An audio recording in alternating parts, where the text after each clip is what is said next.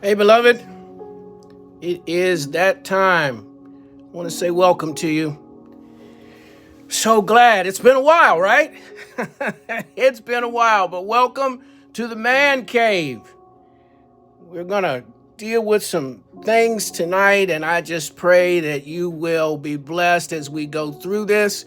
But welcome to the Manly Cave. I'm excited tonight. I am. This is a tough topic, right, that we're going to be working our way through, but I'm excited about the possibilities tonight and the things that we're going to be able to learn that'll be, useful to you, right? And it is continually my goal when it comes to these topics. I don't know everything, but I know some things, and that is to make you, beloved, the smartest person in the room as it pertains to these subjects, all right?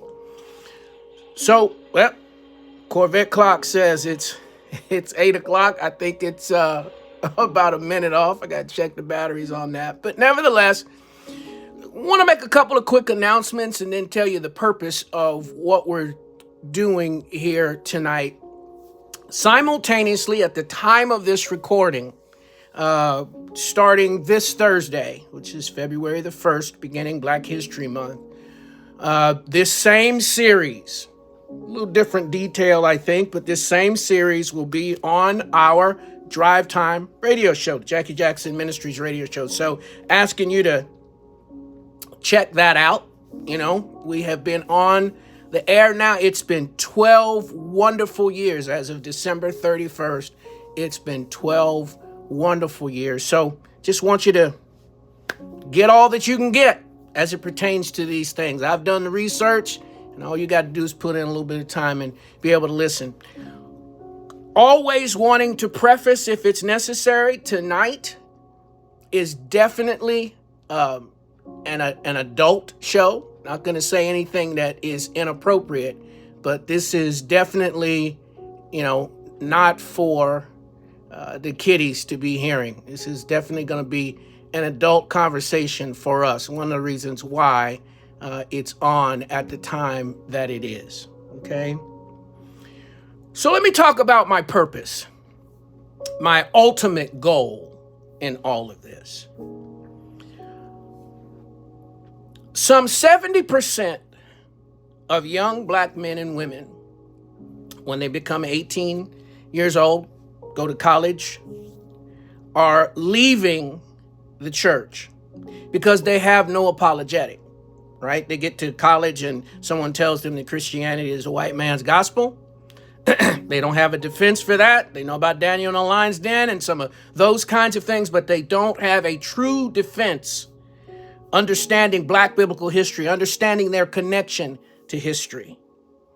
And so ultimately, my goal is truth, so that we have the opportunity to save some. So yeah, we're going to deal with the Israel-Palestine conflict, but at the same time, kind of not really behind the scenes, but at the same time, what I'm after is, and you'll see why I'm saying all this. What I'm after is bringing the truth out so that everybody knows, past, present, how do we get here? How do we get to this conflict? What's really, really going on? And then, as that first illustration shows, when we know, we have to teach. Because for sure, young Black men have all kinds of distractions all the time that are going on in their lives. So let's dive on in, and that little piece, I promise you, will make sense to you. Got a conflict going on right now, war going on right now. And where did all of this come from? What's the issue that has created this? I mean, we do want harmony, and we do want love, right? We want we want there to be peace, right? But in order for there to be peace, there has to be truth. The God we serve is a prosperous God. He'll prosper anybody that seeks him, that believes him for the things that he has promised in his word for sure. But sometimes we've got to break these walls down, the misunderstandings that we have about things so that we can walk in the truth. All right. I hope the kiddies are away and not in front of you. It's a very short video I'm going to show you, and then we're going to start diving real deep. Let's watch this and we'll talk on the other side. Of Gaza City, amidst chaos and fear, a tragic event unfolded. A grandmother holding her grandchild, waving a white flag, became a victim of the very violence she sought to escape. Hala Rashid Abdulhadi, a respected teacher and a beloved family member, walked with hope for safety. But in an instant, that hope was shattered. So we've been having these incidents over and over again. These white flag incidents. Matter of fact, just a few days ago, there were 3 Israelis that had escaped, that were being held, had white flags, and got killed. There's been several of them. I have another video that I'll be showing you on this.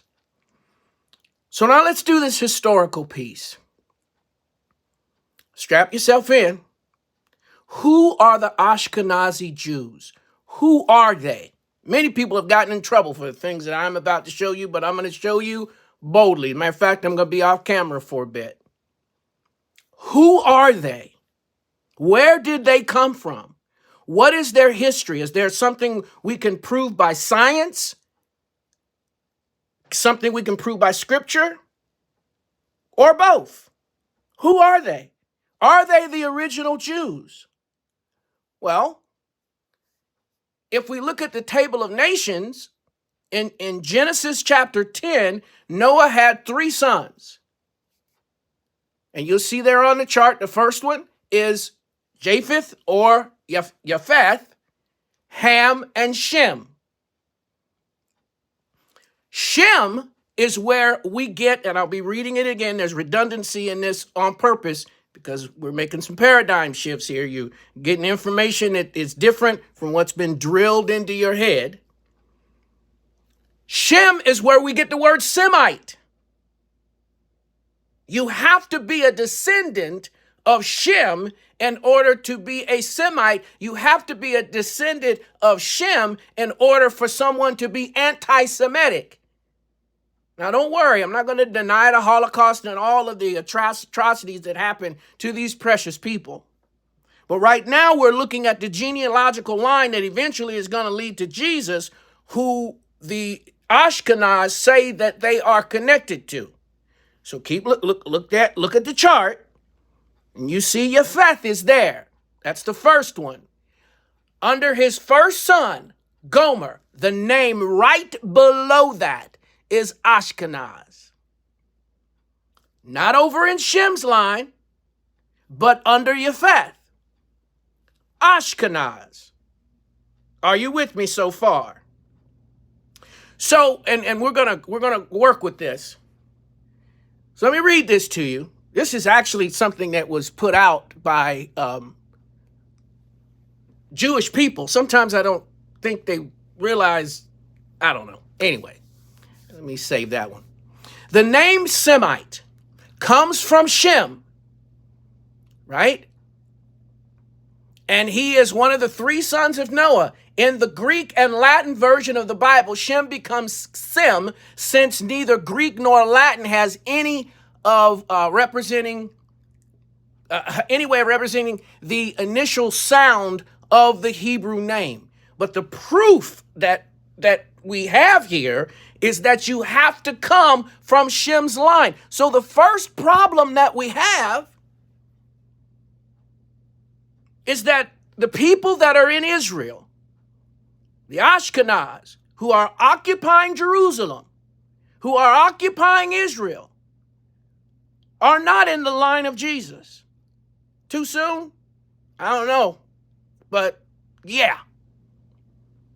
Genesis chapter 10, verses 1 through 3. Listen carefully. Let the Bible talk. If you've got a copy, you can read it for yourself. In one verse, we can handle the whole business, but I got more than one.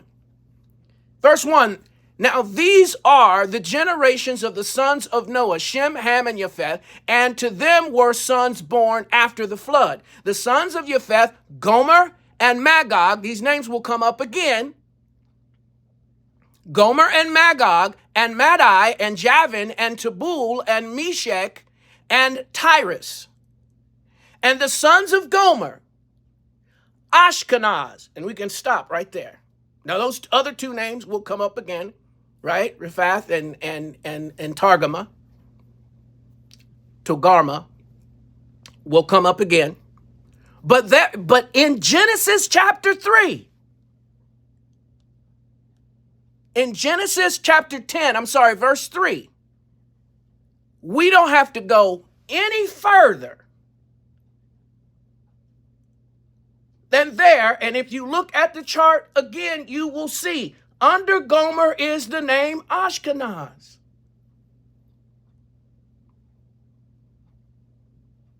Sometimes it baffles me to a degree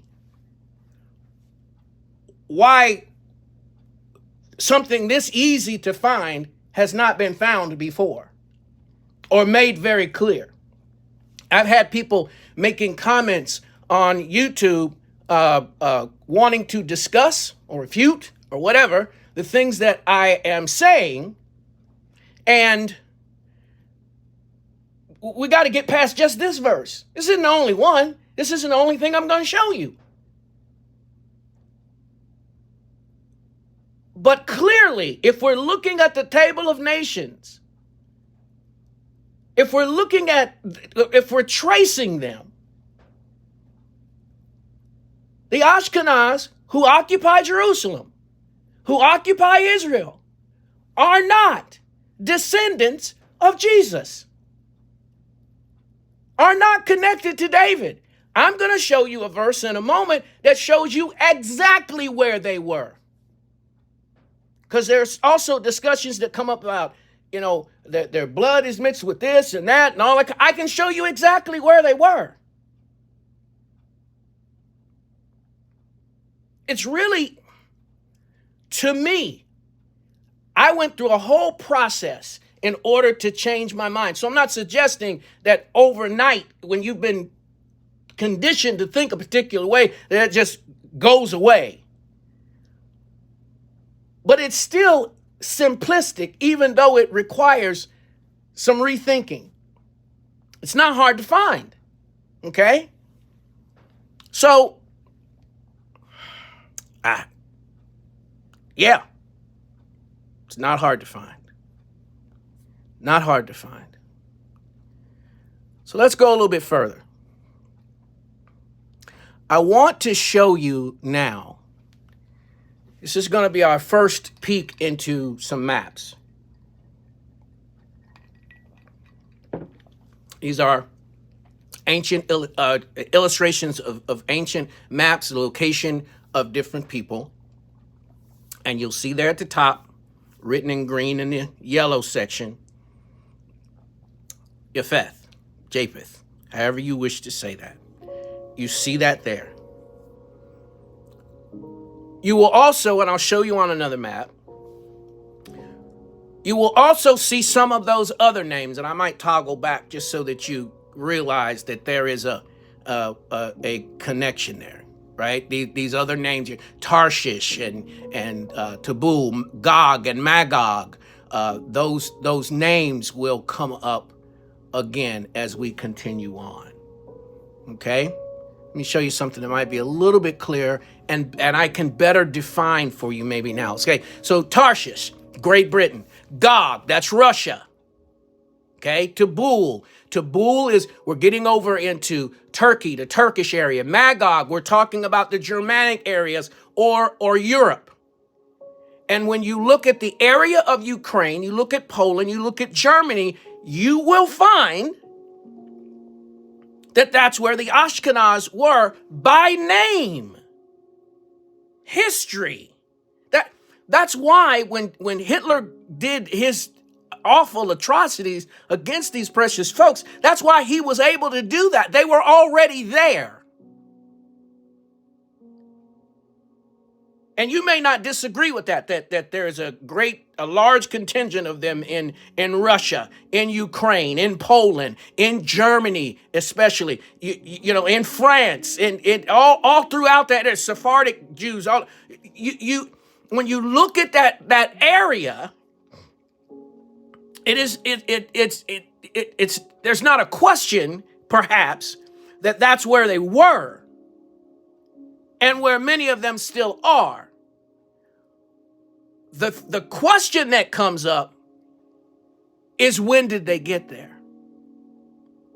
Is this Matthew 24, AD 70? And we'll cover all of that. I don't think in this section. We'll get to it, though. We'll talk about Josephus, people that lived at that time. We'll talk about DNA from that time. We'll work through all of that to explain things with Proto-Afro-Asiatic and because no one will say Afro-Asiatic, but we're going to deal with Proto first, the first people of that time, and whatever, and we'll be able to discover that these are people, these are black-skinned people living in that region at that time. We're going to let the Bible and science tell you that. But let's first answer this question. The descendants, the Ashkenazi descendants of Japheth, where did they go? If they're not connected to Shem, then where were they? Let's let the Bible talk again. Set up a standard. Jeremiah 51:27. You should read the entire chapter so you get a full picture. Set up a standard in the land. Blow the trumpet among the nations. Prepare the nations against her. Call together against her the kingdoms of Irat, Mini, and Ashkenaz. Appoint a captain against her. Cause the horses to come up as the rough caterpillars. Okay. What it is, they're coming. Babylon is about to be punished for what they've done to Israel. Right? And so these are folks coming from northern territories. Now this is after the Exodus. This is, around the Babylonian captivity. David is gone. David and Goliath, all those things had happened already. And the Ashkenaz are specifically being named, coming down from northern Europe to what would have been Iraq, to Babylon, to deal with those that had taken Israel into captivity. And we haven't gotten to science. That's just Bible. That's the Bible speaking to us. So we know that they don't descend from Shem. Unless we're going to argue with Scripture. If you're listening to this and you're a Christian, I hope that there it is. Now we have proof where they settled even more, although there is proof. The maps that I showed you, those illustrations, nobody's making those up.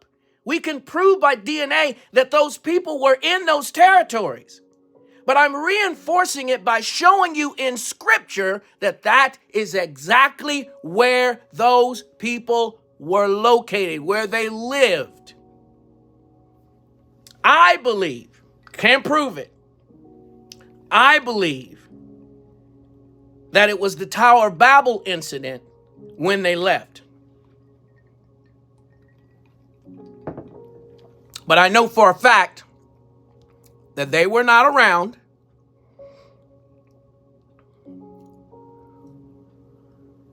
for the Exodus. They weren't around for that. They weren't around for what we've seen over and over and over again in movies. They weren't around for that. They were somewhere else. They were in Europe. I'm going to give you a minute. I often, if you're watching me for the first time, I'll use surprise faces and things like that to give your brain an opportunity to assimilate and accommodate the information. But this is significant.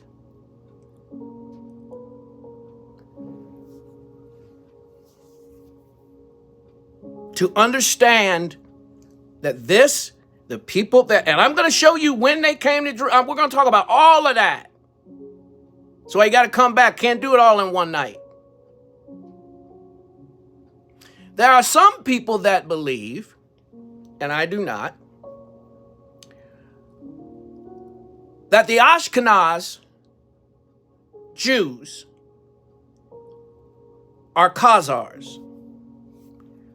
I don't believe that they are from Khazaria. I believe that the ruler of Khazaria, I believe that the king, the Khazar king, that he did convert to Judaism.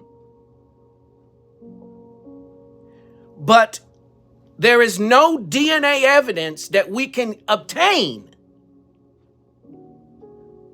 because the Khazars are gone. There's nothing, we can't prove that. And as a historian, researcher, and scientist, I'm not going to share that with you, right? I'm a university professor. I'm not going to have if it's theory, I'll tell you it's theory. But this is a big deal. I've heard many people share this. If I don't have evidence, I'm not going to share it. So I don't believe that. However, Gershom ben Judah was a bishop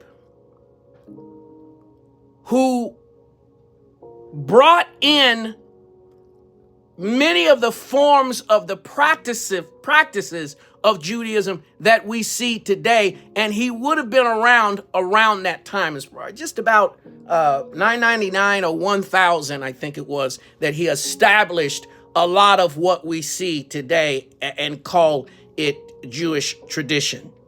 Now, since that came out of my mouth, let me share this with you.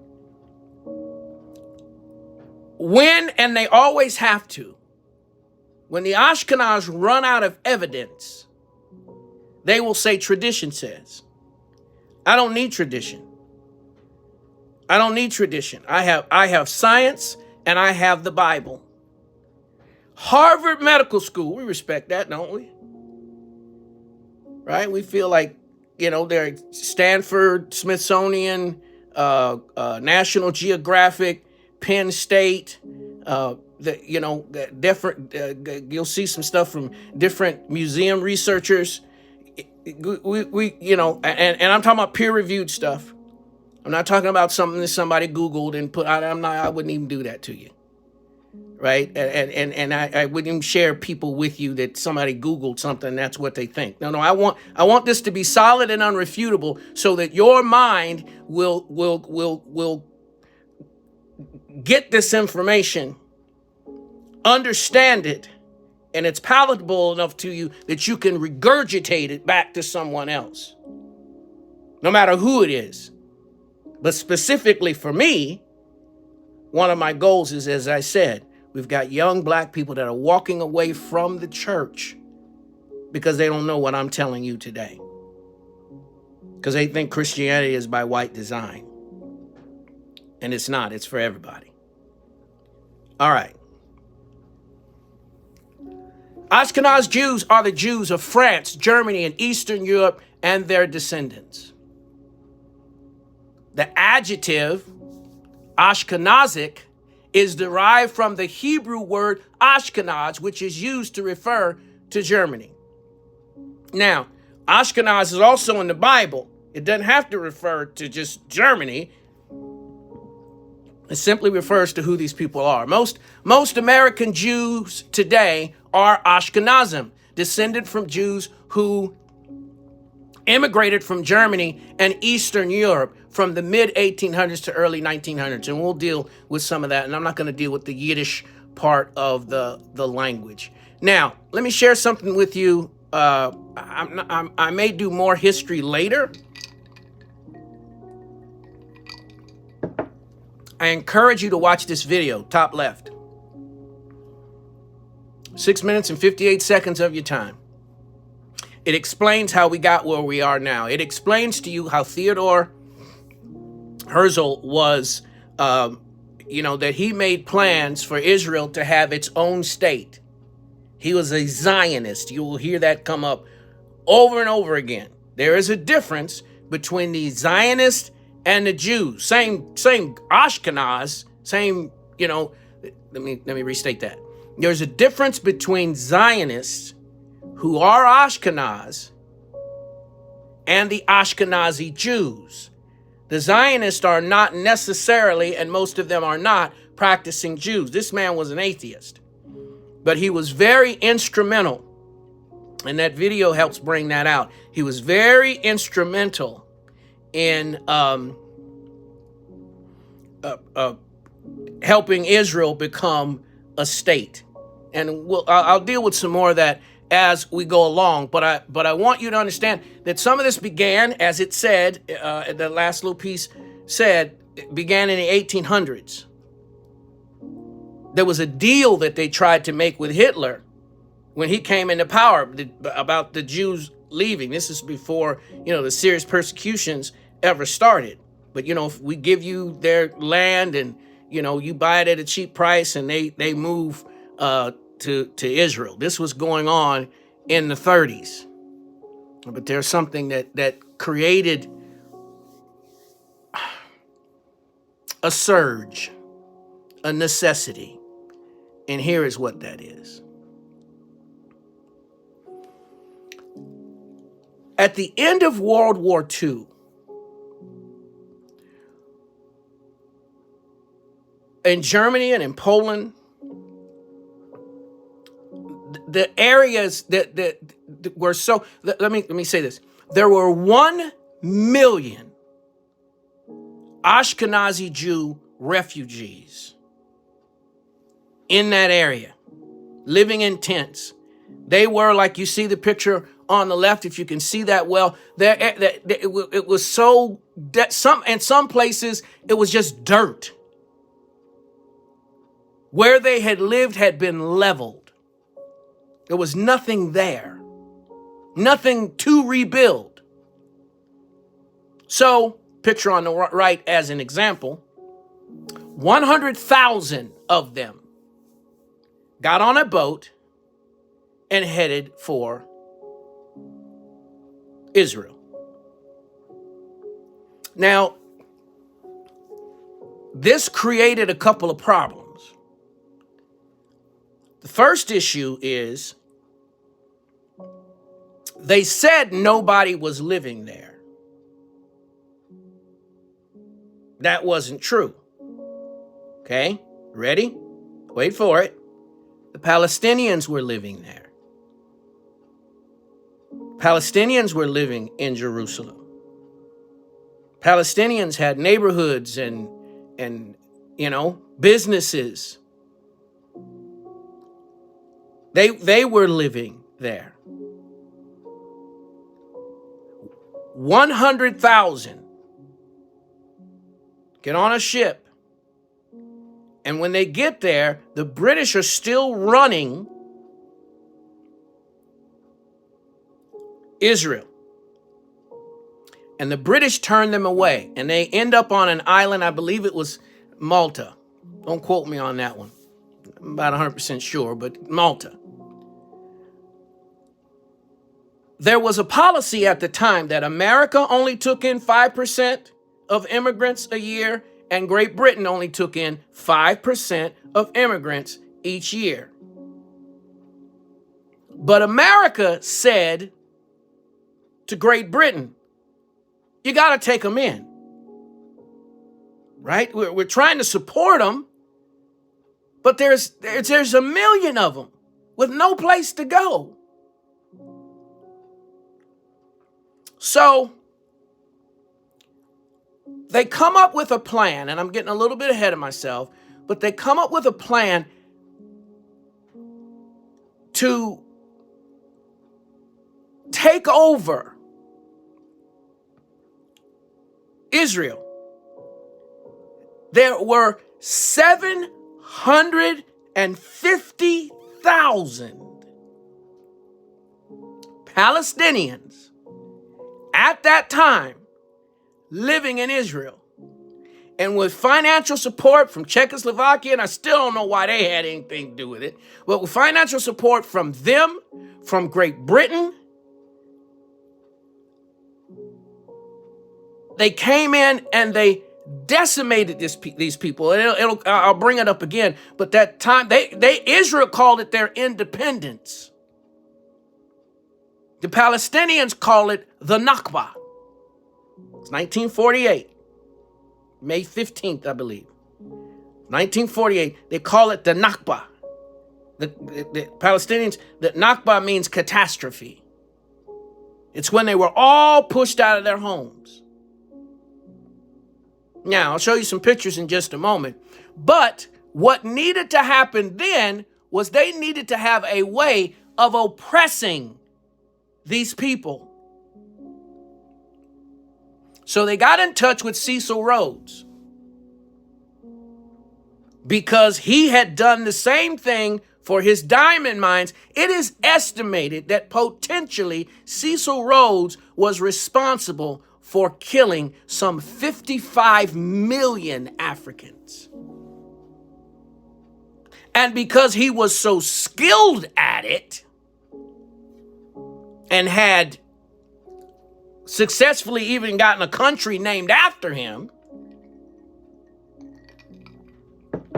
the Ashkenazi Jews asked him if he would help them control the Palestinian people. What should we do? How do we control them? There's nothing specific that you're going to get out of this other than your name can go down in history as being the one that helped us to colonize Israel. Am I painting a picture for you yet? Do you understand how this all connects? The Palestinians were living 750,000 displaced. But they've got to be controlled now. Their land had been taken away from them. Marsha Diane, one of the generals, you may have seen one of his old pictures. He had a patch over his eye. He said, what we can do is we'll change the maps, street names, the area. We'll change all of that so that nobody even knows that this was once theirs. That we will erase the memory of them being here. This is in a speech. This isn't some Google thing. This is the plan, which I'll show you more of. But Rhodes, Cecil Rhodes, just an evil man. His family still lives in that area, in southern Africa, northern part of southern Africa. Well, you see the map there. How to oppress folks. Have you ever heard of a Rhodes Scholar? Right? Smartest people getting these special scholarships. Well, he was a part of that. He created it so that he would not be remembered for the atrocities that he did, but remembered as excellence in education and moving forward. And listen, let me tell you something. This is very important. If you can control the narrative, if you can control what parts of history are written or told, that's why DeSantis is doing his number down in Florida. If you can control what is being said, if you can control the media, if you can control how the story is told or is not told, and all you need is a generation that's forgotten. Nobody's even fighting to bring that information out. So what I'm telling you that was done to the Palestinians are keenly aware of the fact that this happened. Some of them are still living, but they are still under the same kind of apartheid type oppression. And because of that, that's why we're getting the responses that we're getting. And I'm not saying October 7th that we just excuse what happened. Yeah, that's wrong, but it's not the only method that was ever tried, and they didn't do it just because they hate Israel. These are oppressed people that are simply fighting back. So, Smithsonian article, which you can go and look up, little known story of World War II's last million displaced. I mentioned that to you already. Told you that there were a million displaced Ashkenaz. And so what they came up with was something called a plan of partition. And with this plan of partition, they were going to divide things up, with the Palestinians getting the smallest portion. And Israel being left in, the Ashkenaz being left in control of Israel and being able to decide the laws and how much they take. Because they've continued to take land and make it smaller and smaller. And generationally, they've taught people to think of Palestinians as less than, to call all of them terrorists. I saw some interviews. Man, guy was just trying to walk to his house, and it wouldn't let him walk to his house. Sometimes you got to get away from some of the, even national news that we have here, right? Because this was a guy from Australia that was filming. Wouldn't even let this guy walk to his house. And we're interviewing other young people. And when I mean young adults, younger's getting younger to me every day. Older's getting younger. Anyway, these young folks that were in their 20s and called him a terrorist. Man's coming home from work just right. But they've been conditioned to think that way. And I submit to you, so have we. But they took their land from them.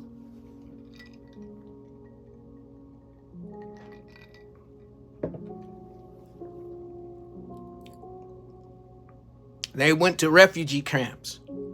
I got a lot of pictures with them walking along roads and all of that. They divided all of it up.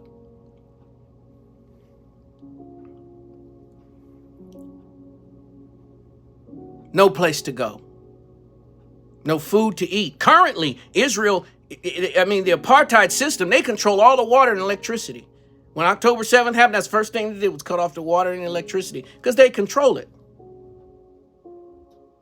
I got some stuff I'm going to show you. It's just going to blow your mind.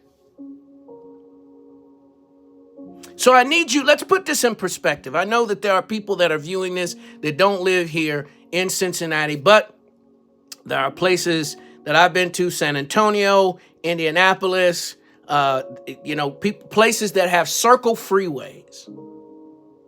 So I want you to imagine, those of you especially that are right here in Cincinnati, I want you to imagine what I'm about to tell you. The 275 loop that goes around Cincinnati. Now you know all the neighborhoods. Indian Hill, Avondale, Evanston, Mount Healthy, Hamilton, Fairfield. You know the areas that are inside that loop.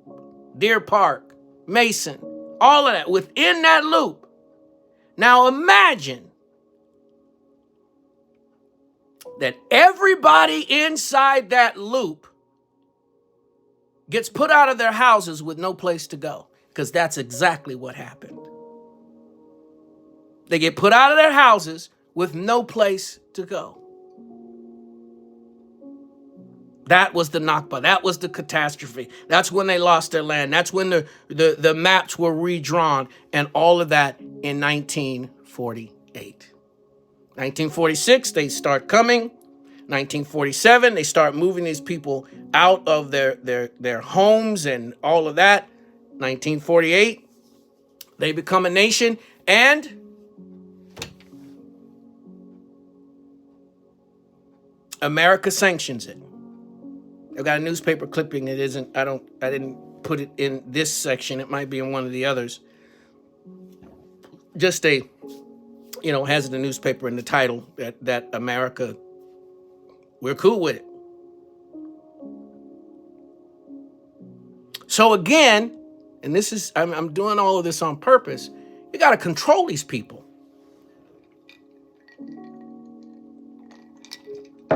It started back then. They still do it now. There's people that prior to this conflict that had to go through 4 checkpoints sometimes just to go to work. And indiscriminately, you could get arrested. There was a protest that happened, a peaceful protest. Israeli snipers opened fire on innocent people, just killing them because they've been conditioned to believe that these people have no value. And what baffles me, at least looking at it from the 40s as they became a nation, the same thing had just been done to them.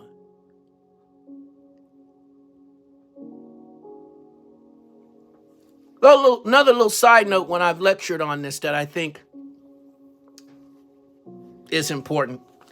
Now, I've seen a couple numbers on this. Israel's skin cancer rate, second in the world. When they moved to, now our bodies adapt, and I'll talk about some of that later because Japheth, Noah's son Japheth, when he went to Europe, he went black, and I'm going to prove that to you. But there wasn't enough time. If they had been there in AD 70, which I've already proven to you that they were not, you know, when the temple was destroyed and, you know, the 1 million Christians walked out unscathed, by the way. But when the temple was destroyed and all those people left Jerusalem, they weren't in that group. And there hadn't been enough time in 2,000 years for them to come back and end up number 2. I saw something else and I don't know what the year that was. I believe it was around the same time, 1948. Number 2, number 5 in skin cancer. And they're still number 15 in the world. Why? Because it's not where you're from. It's not where you're from.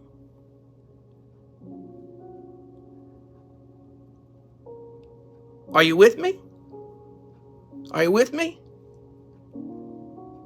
I suggest you grab a pen and paper and you come back to this whenever you can and you take some notes, because any one of these pieces can be a story all to itself.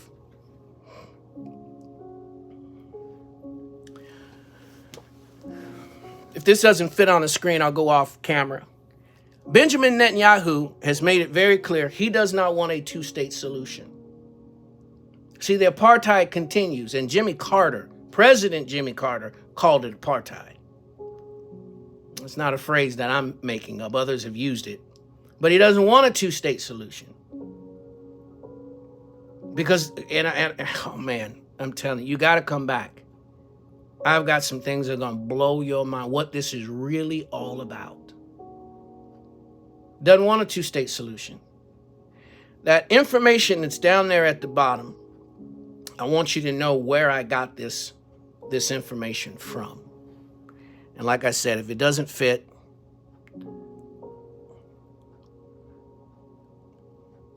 yeah, I don't like the way that looks. So let's start right here.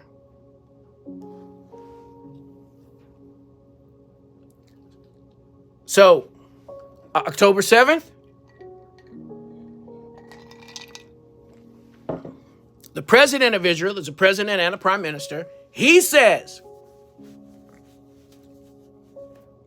it's an entire nation out there that's responsible.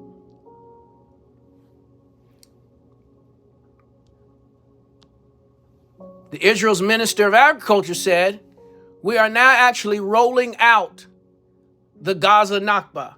He is declaring that we're going to do to them the catastrophe that we did before. Let me throw this in. You got to hear this. You know, have you ever watched a football game? Here, let me stick my mug back on here again.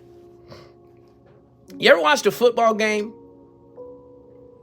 And, you know, they talk about it all the time. 2 guys get into a fight on opposing teams, and it's normally the second guy that the referees catch.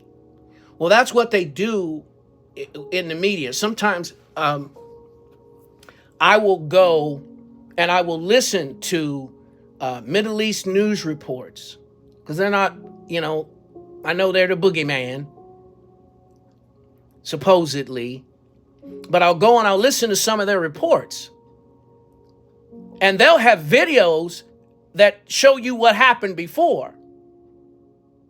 See, there were several, just one example, because there's a lot of them, because this happens all the time. These young kids are throwing rocks. They hit a soldier. And when I mean young, I mean, late teens, early 20s. And about 19 of them got killed. And the Ashkenaz will always say it's an unprovoked attack because they just hate Israel. As Mark Lamont Hill says, this stuff doesn't come out of nowhere. I'll show you his video clip on that. This stuff doesn't come out of nowhere. What you don't see is they are actually responding to someone that got killed in their age group, in this case, someone that got killed, that got shot for no reason.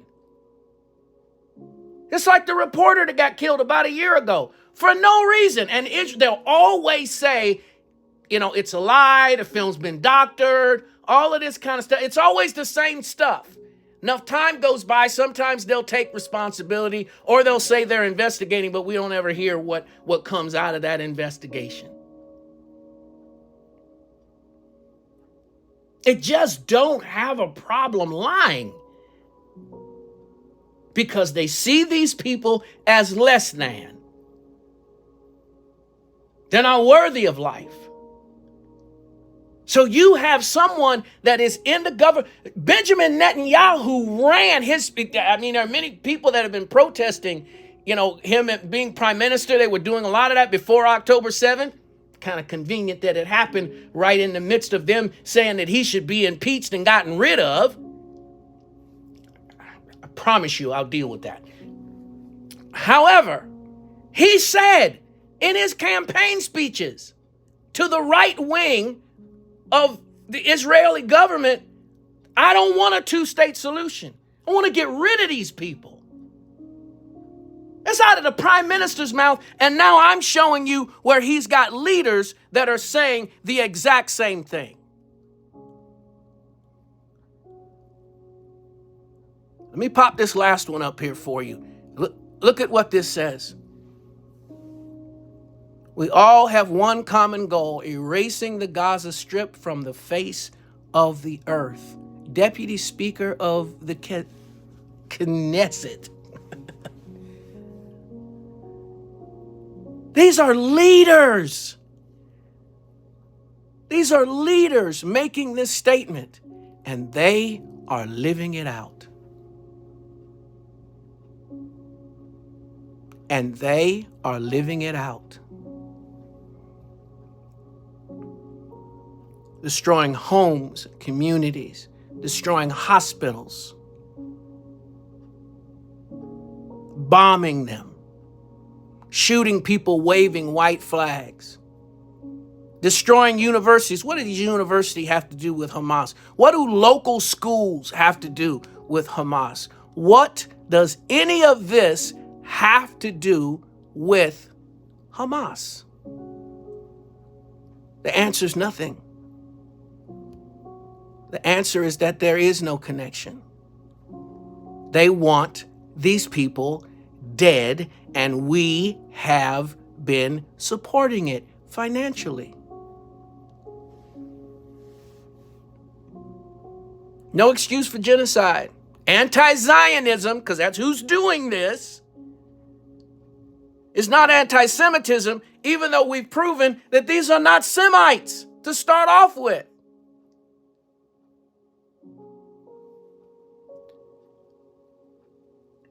Let me hurry to the close. Let's watch this. We'll talk on the other side. Religion. Zionism is a political philosophy which has brought about the state of Israel, the so-called state of Israel. This political philosophy has nothing to do with religion. On the contrary, it seeks to confuse others and let them think that Zionism and Judaism is one and the same. I am a conscious African. I know properly my history. I know that Africa gave Judaism to the world. I know that the first Jews in the world were Africans. Not only do I know this, but I inform everyone who has doubts about it to read a book by Sigmund Freud entitled Moses and Monotheism as a Beginning. Consequently, I know that Judaism and Zionism are not the same. Zionism had its first organizational expressions in 1897 in Basel, Switzerland, in Europe. Here was a man by the name of Theodor Herzl, H-E-R-Z-L. He was the founder of Zionism. He said that he was going to find the state that God promised the Jews. Listen to this very carefully. This man, Herzl, was an atheist. He believed that there was no God. He said God did not exist. All right, let's finish this up. This is all connected, and there's going to be more. I'm going to turn these into shorts so that you can get this information. Bite-sized chunks or whatever. It'll be on my TikTok as well as Facebook. Had a glitch with Facebook tonight. It's on my Jackie Jackson Facebook, but it's not on Urban Apologetics. So anyway, and I appreciate you. I can't really see your comments as I'm going through this, but I just got a notification that there are positive comments that are coming through. I appreciate that. And if you want to argue about some of the points, I'm good. I'm good one way or another. The ideas that we learn. Let me read this to you. It's one of my favorite quotes from that period of time. When he was asked about peace in the Middle East, the late president of Egypt, Gamal Abdel Nasser, stated, "The Jews will never be able to live here in peace because they left here black and came back white." Man, that's not some kind of racist, kind of crazy statement. It's the truth. It's the truth. You have to perpetuate a lie. You have to control the narrative if you're going to keep this going. These aren't God's people and they're fighting for, that's not what's going on here. But again, if you want more information, I'm on the radio Monday through Friday, 4:45. Those are the stations there. You can catch me on AM and FM to have brief discussions. It's a drive time show, 4:45 to 5 o'clock, so it's brief, but I hit it and get it. Really, really good. But anyway, I appreciate you. Thank you so much for being with me tonight on the Jackie Jackson Ministries Urban Apologetics channel. Lord bless you, beloved. We'll see you next time. Bye-bye.